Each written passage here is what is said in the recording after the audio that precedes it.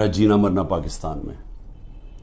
اور مجھے افسوس یہ ہے کہ آج وہ لوگ اوپر بیٹھ گئے ہیں اور بٹھائے گئے ہیں ایک تکبر میں ایک آدمی نے جس نے سمجھا کہ وہ اتنی طاقت ہے اس کے پاس کہ وہ جو مرضی کر دے، اور قوم بھیڑ بکریاں ہیں، وہ جو چوروں کے بھی اوپر لا کے بٹھا دے تو قوم بھیڑ بکریوں کی طرح بس اس کے فرمان مانیں گی. وہ لوگوں کو اوپر بٹھا دیا ہے جن کی دولت ملک سے باہر پڑی ہے، جن کے پیسے، جن کی بزنسز. اور بزنس کیا ہے؟ Real estate. یعنی یہاں سے پیسہ دیا، وہاں سے زمین، گھر بار، ریل اسٹیٹ خرید لی، اور بس یہ بزنس ہے، اس کی رینٹ کے اوپر رہے. یہ ان کی بزنسز ہیں. اور یہاں کا سارا پیسہ چوری ہر 30 سال سے چوری کر رہے ہیں. حدیبہ پیپر مل میں جب پہلی چیز سامنے آئی تھی، جب اسحاق ڈار نے خود کہا کہ میں منی لانڈرنگ کرتا ہوں، 164 کا بیان لکھوایا کہ میں ان کے پیسے باہر بھیجتا ہوں، اور پھر جو پیسہ ادھر چاہیے ہو وہ پھر وہ ریمیٹنسز دکھا کے یہاں بلایا جاتا ہے فیک اکاؤنٹ سے. اور وہاں کوئی قاضی فیملی تھی جس کے اوپر BBC کی بھی ڈاکیومنٹ بنی ہے، اخباروں میں بھی آیا. تو یہ 30 سال سے یہاں پیسہ باہر بھجوا رہے ہیں، اور یہ آج محب وطن پاکستانی ہیں، اور عمران خان اور اس کے سارے لوگ ہمیں غدار ثابت کرنے کی کوشش کی جا رہی ہے. لیکن میں یہ آج اس لیے کہہ رہا ہوں کہ ہماری طرح کے لوگوں جن کا تو جینا مرنا یہاں ہے، جن کے اوپر جتنے مرضی آپ کرپشن کیس کر دیں اور دہشت گردی کے اور قتل کے، میں نے تو یہاں رہ کے ان کا مقابلہ کرنا ہے. وہ لوگ جو ہر باری باہر بھاگ جاتے تھے، جب موقع ملتا تھا پاور سے باہر ہاتھ جوڑ کے تو باہر بھاگ جاتے تھے، اور پھر ڈیل NRO کر کے واپس آ جاتے تھے. تو وہ لوگ آج اس ملک کے فیصلے کر رہے ہیں اور اوپر بیٹھے ہوئے ہیں، اور اسٹیبلشمنٹ ان کے ساتھ کھڑی ہوئی ہے. اور پھر اسٹیبلشمنٹ حیران ہوتی ہے کہ کیوں سوشل میڈیا پہ ہمارے پر یہ تنقید آ رہی ہے، اور جو تنقید کرتا ہے وہ غدار ہے.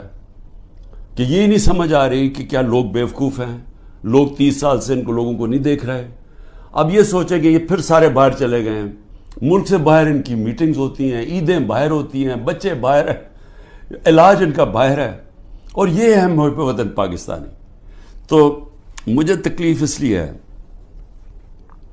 کہ بحیثیت پاکستانی مجھے بڑی تکلیف ہوئی کہ ان کی سٹیٹمنٹ، جوائنٹ سٹیٹمنٹ آئی امریکہ کی اور ہندوستان کی، کہ پاکستان کا بس اب صرف ایک رہ گیا ہے کہ دہشت گرد ہے. بس یہ ہمیں وہاں لا کے کھڑا کر دیا ہے کہ وہ جو کشمیر میں ہو رہا ہے، یہ کشمیر میں یہ نہیں کوئی بیچارے وہ 100 سال سے اپنی آزادی چاہ رہے ہیں، ان کی جد و جہد ہے آزادی کی، وہ ایک فریڈم سٹرگل ہے. اس کو ایسے نہیں کہہ رہے یہ جی پاکستان وہاں دہشت گردی کروا رہا ہے، کراس بارڈر ٹیررزم. وہاں سٹیٹمنٹ دے دیا انہوں نے. پھر وہی جو گروپس ہیں کہ پاکستان میں وہ فلانا لشکر ہے اور یہ ہے اور وہ ہے، تو پاکستان کو تو وہاں کھڑا کر دیا، اور پھر کہا ہے کہ آپ یہ ختم کریں، حکم دیا ہمیں کہ آپ ختم کریں. اور میں آپ کو یقین دلاتا ہوں کہ اس حکومت سے کوئی سٹیٹمنٹ نہیں آئے گی اس کے خلاف. کبھی پرائم منسٹر کے منہ سے کچھ نہیں نکلے گا، کبھی وہ جو باہر بیٹھا ہوا ہے لنڈن میں سزائے یافتہ وہ کبھی بولے گا نہیں، زرداری کبھی نہیں بولے گا، کیونکہ ان کے اربوں ڈالر ملک سے باہر پڑے ہیں، اربوں روپیہ ان کا باہر پڑا ہے، اور ان کو سب کو پتہ ہے ان کا پیسہ باہر پڑا ہے. جب آپ کا وہ جب بھی چاہیں ان کے قانون ہیں، وہ سارے ان کی ایجنسیز پتہ چلوا لیتی ہیں کہ کس کا کیا پیسہ پڑا. اور یہ جب جواب نہیں دیتے اور یہ سمجھتے ہیں کہ ہم جناب ان کے جب جوتے وغیرہ پالش کریں گے تو وہ ہمارے سے بڑے اچھے ہو جائیں گے. بلاول بھٹو کی پتہ نہیں کتنے اس نے اربوں روپیہ خرچ کیا اپنے دوروں کے، ہر دوسرے دن امریکہ گیا ہوتا تھا. انہوں نے بھی بڑی خدمت کی ہے، سب وہاں ان کو خوش آمد کرنے میں آگے تھے. تو یہ نتیجہ ملا ہے کہ آج وہ جن کی 14 مہینے سے یہ خدمت کر رہے ہیں، انہوں نے ان کے اوپر ایک ایسی سٹیٹمنٹ دی ہے کہ پاکستان کی حیثیت بتا دی ہے. ہندوستان ہے اگلا، آپ نے ہندوستان کے اگر اسی طرح ان کے چیلے بن کے رہنا تو ٹھیک ہے، نہیں تو آپ کی کوئی حیثیت نہیں ہے. اصل میں اس کا یہ مفہوم نکلا ہے. مجھے کیوں تکلیف ہے اس کی؟ کیونکہ میں سمجھتا ہوں کہ یہ ہمارا جو ملک تھا، یہ جس تیزی سے اوپر جا رہا تھا، آپ 60 کی دہائی میں ذرا دیکھیں پاکستان کیسے تیزی سے اوپر جا رہا تھا. ہم جب اسٹوڈنٹس تھے پاکستان میں اسکول میں پڑھتے تھے تو ایک کانفیڈنس تھا. میں جب 70 کی دہائی میں کرکٹ کھیلنے گیا ہندوستان تو وہ ہمیں اور طرح دیکھتے تھے. ان کو پاکستان کمپلیکس تھا. ہم ہر طرح آگے تھے ان سے. پاکستان کی مثال دی جاتی تھی 60 کی دہائی میں کہ ڈیولپمنٹ ماڈل دیکھیں پاکستان کا کتنی تیزی سے ترقی کر رہا ہے. ہمارے اوپر بلکہ ایک کتاب بھی کسی نے لکھی تھی کہ ایشین میریکل کہ یہ وہ جو ملک ہے جو سب سے تیزی سے ایشیا کا کیلیفورنیا بننے جا رہا ہے.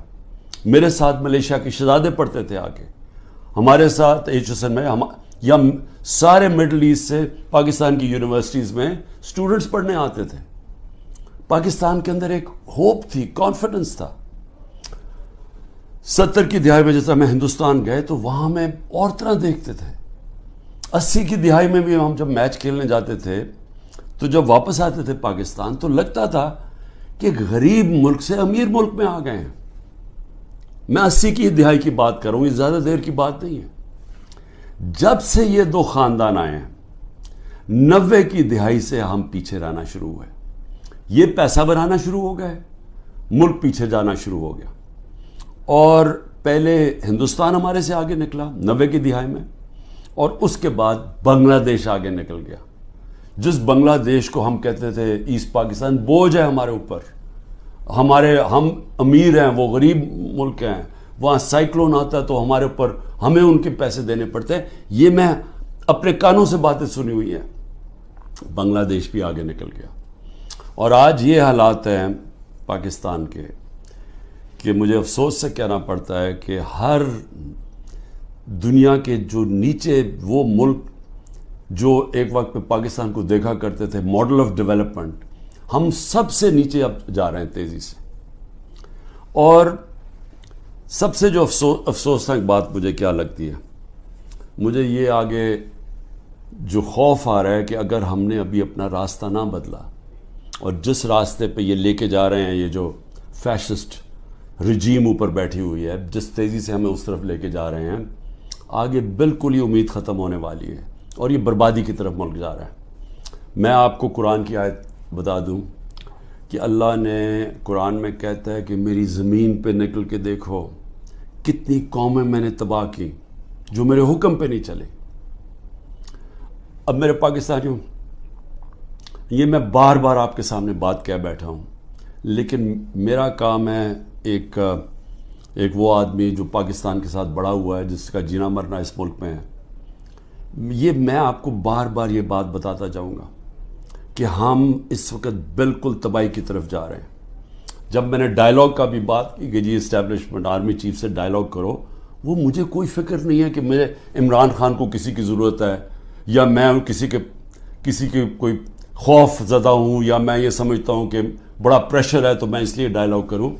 مجھے پاکستان کی فکر ہے کہ میں یہ پوچھنا چاہتا ہوں سب سے پہلے کہ اتنی جو ہم نے کہا, جس آرمی چیف نے جب مجھے ہٹایا اس نے کہا جی پاکستان کو آئسولیٹ کر دیا تھا, اکیلا چھوڑ دیا تھا. مجھے یہ بتائیں کہ جب ڈونلڈ ٹرمپ نے ایسی سٹیٹمنٹ دی تھی پریزیڈنٹ نے, میں جب پرائم منسٹر تھا, اس نے کہا پاکستان دہشت گردی میں شامل. میری ابھی بھی ٹویٹ پڑھ لیں, میں نے اس کو جواب دیا. میں نے کہا پہلے آگاہ کرو کہ پاکستان نے کس طرح کی دہشت گردی کی جنگ لڑی ہے, ہم نے کیسی قربانی دی. اسی ڈونلڈ ٹرمپ نے مجھے امریکہ دعوت دی اور جو میرے ساتھ تھے جس طرح کا پروٹوکول مجھے دیا, ذرا بتائیں کبھی کسی پاکستانی پرائم منسٹر کو ملا ہے. اس نے عزت بھی دی, اس کے سامنے میں نے کشمیر کی بات کی, اس نے کہا کہ میں کوشش کروں گا کشمیر کا مسئلہ حل کرنے کے لیے, ان کی جرت نہیں ہے نام لینے کے لیے کشمیر کا. اس کے بعد اس نے سارے میرے اور میرے ڈیلیگیشن کو سارے وائٹ ہاؤس کا خود دورہ کروایا, ٹور کروایا, عزت دی. میں یہ کیوں کہہ رہا ہوں, کیونکہ میں مغربی ذہن کو سمجھتا ہوں. آپ اگر ان کے نیچے ان کے سمجھتے ہیں کہ ان کے جوتے پالش کرنے سے وہ آپ کی بڑی کوئی رسپیکٹ کریں گے, وہ آپ کو حقارت سے دیکھتے ہیں. وہ سمجھتے ہیں جو اپنے ملک کے مفادات کے لیے کھڑا ہوتا ہے وہ اس کی عزت کرتے ہیں. میں یہ کہہ کے تھک گیا ہوں کہ مغربی مائنڈ یہ چیزیں سمجھتا ہے. میں جب کہتا تھا کہ وار آن ٹیرر ہمیں امریکہ کی جنگ میں